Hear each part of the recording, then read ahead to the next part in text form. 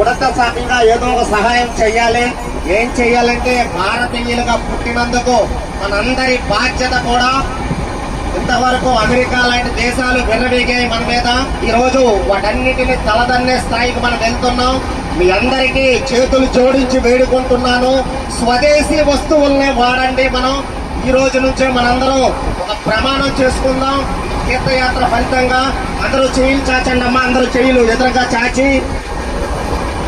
ఈ తీర్థయాత్ర ఫలితంగా మనం మన భారతదేశం గురించి, మన సనాతన ధర్మం గురించి మనం ఒక కంకణం కట్టుకోవాలి.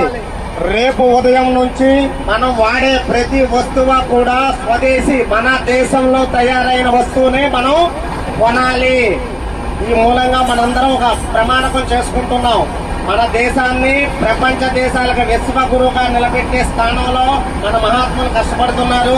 మనందరం రేపటి నుంచి వాడే ప్రతి వస్తువు భారతదేశంలో తయారైన వస్తువులనే వాడదాం.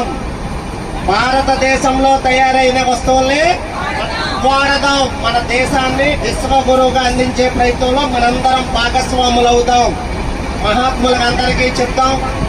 అలాగే మన ధర్మాన్ని, మన దేశాన్ని కాపాడుకోవాలంటే ప్రతి భారతీయుడి భుజం మీద బాధ్యత ఉంది. మన తాత ముత్తాతలు ఇచ్చిన ఆస్తుల్ని మనం ఎలా మన వారసత్వ సంపదగా తీసుకుంటున్నామో, మన దేశం తాలూకా, ధర్మం తాలూకా ఇది కూడా మన బాధ్యత అవ్వాలి.